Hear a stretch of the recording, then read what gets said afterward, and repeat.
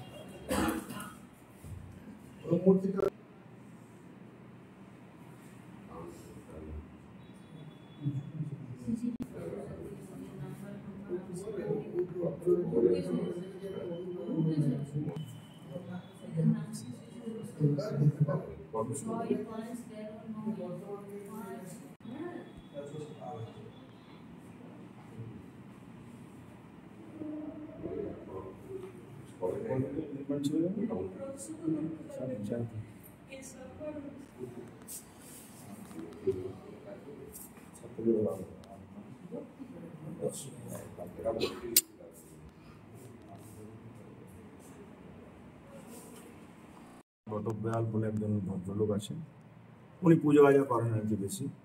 ওনার বাড়ি হচ্ছে east college পাড়া। তো বিশ্বনাথ বটব্যাল বিয়ে দিয়ে বেড়াবে গত এই মাসে 6 তারিখে 6/3/2025 ও বাঁকুড়াতে একটা বিয়ে বাড়ি দিয়েছে। আর বিয়ে বাড়িতে যাওয়ার পরে 7 তারিখ যখন ফিরছে তখন দেখছে ওর মানে বাড়ি সংলগ্ন যে ঠাকুর মন্দির, মা কালীর মন্দির, সেই মন্দির থেকে যা যা জিনিসপত্র গয়নাগাটি যা ছিল মায়ের সব হওয়া মানে নেই, সেখান থেকে চোরেরা চুরি করে নিয়ে চলে গেছে। এবং তার সাথে সাথে এই টাকা পয়সা ও বলেছিল যে 70,000 টাকা আমার ওখান থেকে নিয়ে চলে গেছে। মন্দির সংলগ্ন মন্দিরের যে ডয়ার ছিল তা সেখান থেকে নিয়ে চলে গেছে, রাখা ছিল। তো তারপরে খোঁজ খবর করে আমরা বুঝতে পারি যে ওই দিনেই পরের দিনই আমরা 6 তারিখ 7 তারিখে আমাদের কমপ্লেনটা জানাই, ঠিক আছে। 7 তারিখ কমপ্লেন জানার পরে আমরা খোঁজ খবর লাগাই, পুরনো ক্রিমিনালদের খোঁজ খবর করতে করতে দেখা যায় যে ওই এলাকায় কারা আছে। কারণ জানলো কি করে যে ওই তারিখেও 6 তারিখেও বাড়ি চলে গেছে, তার নিশ্চয়ই জানা ছেলে হবে যে 6 তারিখে বাড়িতে নেইও। তো খোঁজ নিয়ে তারপরে একদম কনফার্ম হয়ে আমরা এই বিকাশ মিশ্রকে ধরি। বিকাশ মিশ্র টেটিয়াটার নাম, এর আগেও অনেক চুরি কেসে ধরা পড়েছে। বিকাশ শর্মা টেটা, ওকে ধরা হয়। ও তখন স্বীকার করে, হ্যাঁ আমিই করেছি। ওই থাকেনি বলি, বাবা থাকেনি বলে, বাবা মানে ওই লোকটাকে বাবা বলে, ঠাকুর মশাই তো পুজো টুজো করে বলে।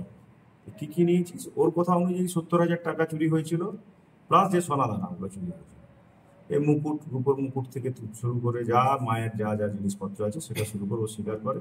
পরে ওকে আমরা চুরিটা করে প্রথমে স্বীকার করে, তারপরে কিছু বলে না, আমরা কোর্টে পাঠাই। কোর্টে পাঠিয়ে রিমান্ড নেওয়ার পরে ও বলে যে কোথায় কোথায় জিনিসগুলো রেখেছে আমি দেখিয়ে দেবো কোথায় রেখেছি। তারপরে ওকে রিমান্ডে নিয়ে 4 দিনের রিমান্ড পাই।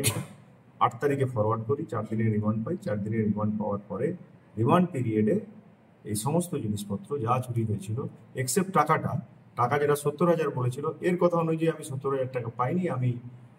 আমার কাছে 50,000 টাকা ছিল, না 48,000 টাকা ছিল, আমি 2,000 টাকা খরচা করে ফেলেছি। বাকি 46,000 টাকা ওর কাছ থেকে উদ্ধার হয়েছে। কিন্তু উনি বলেছেন 70,000 টাকা আমার চুরি গেছে। সেই টাকা পয়সা এগুলো আছে, রিকভারি হওয়ার পরে ওর প্রোডাকশনের ডেট আছে কালকে, ওই কালকে কোর্টে করেছি। তথ্য কিছুটা সিসিটিভি ফুটেজের মধ্যে ওর মতন চেহারা, প্লাস হচ্ছে এই পুলিশের ইন্টেলিজেন্স ইনপুট। ওখানে যে পুরনো চোর কে ছিল, এর বাড়ি কিন্তু ইনসিডেন্টলি ওই একই পাড়াতে। আবার এই লোকটা, এই ছেলেটি চোরটি ওর বাড়িতে যাতায়াত ছিল, বাড়িতে আছে মাঝে মাঝে যেত আর কি, পাড়ার লোক করে যেমন যায় পুজো আজা করতে গিয়ে যেত, সেগুলো করেছে। এটা হচ্ছে ওর যেহেতু জানা চোর। কোথা থেকে পাওয়া গেল সামগ্রীগুলো? বাড়ি থেকে? না, বাড়ি থেকে পাওয়া যায় না, জঙ্গলে একটা জায়গা থেকে ও রেখে দিয়েছিল প্লাস্টিকের মধ্যে সবকিছু করে সমস্ত। হ্যাঁ রেখে দিয়েছিল, ধরা পড়ে গেল তো না, এগুলো হয়তো ডিসপোজাল করার তো টাইম পেল না, সেখান থেকে আমরা উদ্ধার করি। একজনই ছিল একাই ছিল। রানিগঞ্জ মানে